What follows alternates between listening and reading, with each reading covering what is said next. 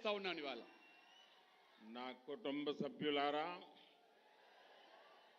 कांग्रेस और बीआरएस ने ना बीसी समाज के लिए काम किया और ना ही दलितों के लिए कोई काम किया। आज जो बीआरएस है, पहले वो टीआरएस थी।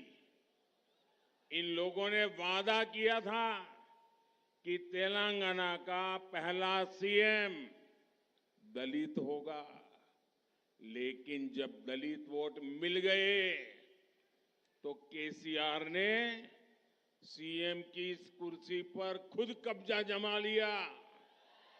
लेकिन इससे ठीक विपरीत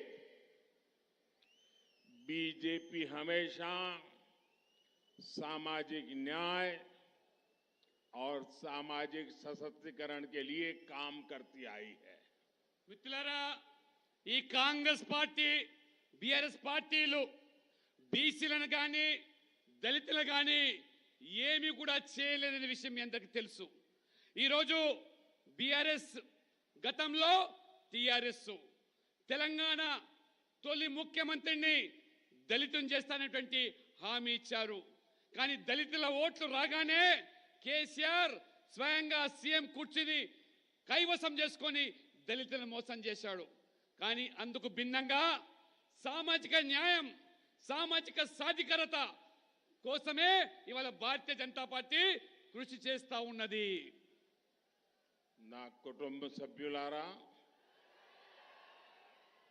तेलंगाना की इस विकास यात्रा में मादिगा समुदाय के साथ जो अन्याय हुआ है, उसे बीजेपी भली भांति समझती है। इस अन्याय का अंत करने के लिए भारत सरकार प्रतिबद्ध है। काम को तेज गति से आगे बढ़ाने के लिए एक कमेटी का गठन कर रही है। ये कमेटी आपको न्याय दिलाने की पहल करेगी और आपके सशक्तिकरण का एक नया रास्ता बनाएगी। माडिगा समुदाय से जुड़ी एक बड़ी न्यायिक प्रक्रिया सुप्रीम कोर्ट में भी चल रही है। ये केस मजबूत हो सके, इसके लिए हम हर संभव प्रयास कर रहे हैं। इन सभी विषयों पर कल ही मैंने दिल्ली में अफसरों से विस्तार से बात भी की है। మిత్రులారా, ఈ తెలంగాణ అభివృద్ధి యాత్రలో మాదిగ సమాజానికి తీరని అన్యాయం జరిగింది. ఆ అన్యాయం జరిగిన విషయాన్ని మేము అర్థం చేసుకున్నాం. ఈ అన్యాయాన్ని అరికట్టేదానికి ప్రభుత్వం ఒక కమిటీ వేసింది. ఈ కమిటీ ద్వారా మీకు న్యాయం చేసేందుకు మేము చొరవ తీసుకుంటుంది మరియు మీ సాధికారత కోసం కొత్త మార్గాన్ని కూడా ఇవాళ అన్వేషిస్తా ఉన్నది. మాదిగ సామాజిక వర్గానికి సంబంధించినటువంటి ప్రధాన న్యాయ ప్రక్రియ సుప్రీం కోర్టులో ఈరోజు కొనసాగుతుంది. ఈ యొక్క కోర్టులో ఉన్నదానికి న్యాయం జరిగేదానికి మా ప్రభుత్వం అన్ని విధాలుగా కూడా మేము ప్రయత్నం చేస్తున్నాం. నిన్ననే ఢిల్లీలో నేను స్వయంగా ఈ విషయాలన్నిటిపైన కూడా వివరంగా అధికారులతో మాట్లాడాను. నా కుటుంబ సభ్యులారా, तेलंगाना के किसानों को उनकी मेहनत के लिए जाना जाता है, लेकिन राज्य सरकार ने उनके साथ भी धोखा ही किया है। बीआरएस की सरकार ने यहां पर अनेक सिंचाई योजनाओं की घोषणा की थी, लेकिन ये योजनाएं बीआरएस के लिए उनका एटीएम बनकर रह गई। जब भी किसी को पैसे की जरूरत पड़ती है तो लोग पैसा निकालने के लिए एटीएम के तक जाते हैं, लेकिन जब बीआरएस को पैसे की जरूरत पड़ती है तो ये लोग एक नई सिंचाई स्कीम की घोषणा कर देते हैं। परियोजनाओं की लागत बढ़ती जाती है, लेकिन न कोई प्रोजेक्ट पूरा होता है, न ही कोई प्रोजेक्ट शुरू होता है। तेलंगाना के विकास का पैसा बीआरएस को चलाने वाले परिवार की जेबों में जा रहा है। మిత్రులారా, తెలంగాణ రైతులు తమ కష్టార్జితానికి పెట్టింది పేరు, అది ప్రసిద్ధి. కానీ రాష్ట్ర ప్రభుత్వము ఈ రైతులను కూడా మోసం చేసింది. బీఆర్ఎస్ ప్రభుత్వము ఇక్కడ అనేక నీటి పారుదల పథకాలను ప్రకటించింది. కానీ ఈ పథకాలన్నీ కూడా ఏటీఎం గానే మారిపోయాయి. ఎవరికైనా ప్రజలకు డబ్బు అవసరమైతే ఏటీఎం దగ్గరికి వెళ్తారు డబ్బులు తీసుకోవడానికి. కానీ బీఆర్ఎస్ కు డబ్బులు అవసరమైతే ఈ వ్యక్తులు కొత్త నీటిపారుదల పథకాన్ని రూపొందిస్తారు. ప్రాజెక్టుల వ్యయం పేరుతో ఏ ప్రాజెక్టు పూర్తి కాలేదు, కానీ ప్రాజెక్టు కూడా ప్రారంభించలేదు. తెలంగాణ అభివృద్ధి సొమ్మును బీఆర్ఎస్ కు నడుపుతున్నటువంటి కుటుంబ సభ్యులకు ఆ యొక్క డబ్బులు వారి జేబుల్లోకి వెళ్తుంది, కానీ మనకు న్యాయం జరగటం లేదు. ना कुटुंब सभ्युलारा,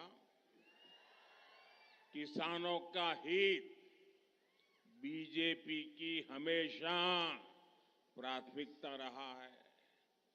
पीएम किसान सम्मान निधि के जरिए देश के करोड़ों किसानों को 3.25 लाख करोड़ रुपए से ज्यादा रकम डायरेक्ट ट्रांसफर की गई है।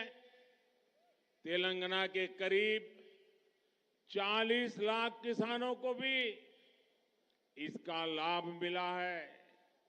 इसमें करीब 1.5 लाख किसान कामा रेड्डी के भी हैं, जिन्हें इस योजना से करीब 400 करोड़ रुपए मिले हैं।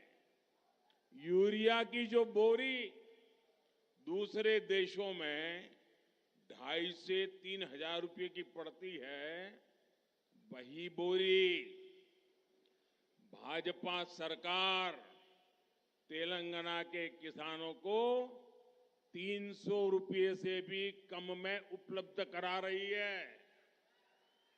మిత్రులారా, రైతుల సంక్షేమమే బీజేపీ ఎప్పుడు ప్రాధాన్యతనిస్తుంది.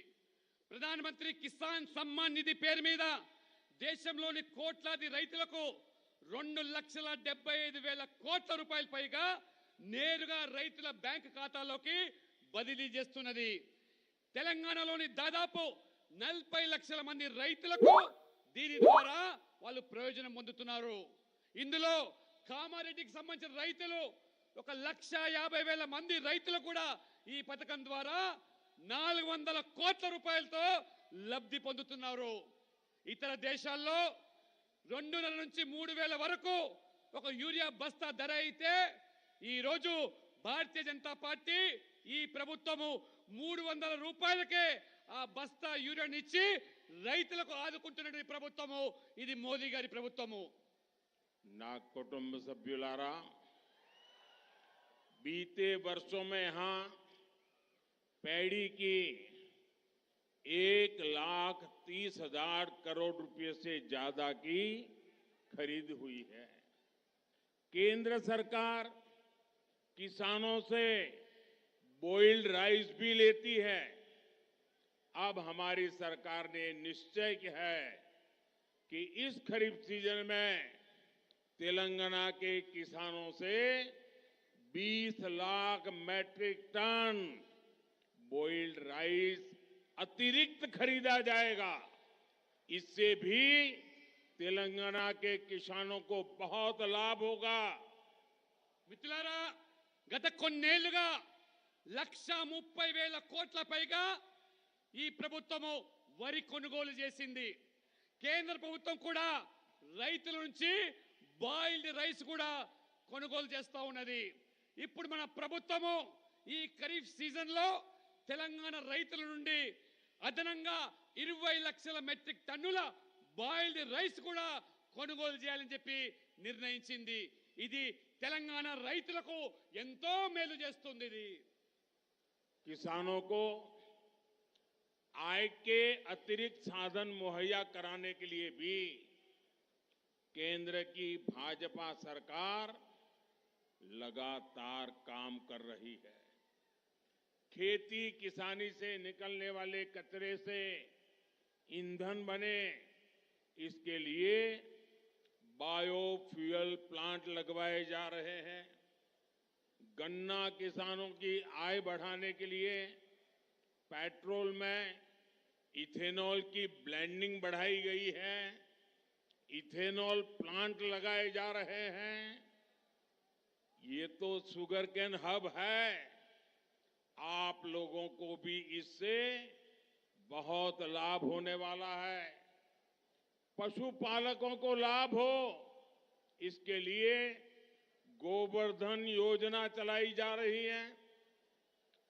15,000 करोड़ रुपए खर्च करके केंद्र सरकार पशुओं का मुफ्त टीकाकरण भी करा रही है।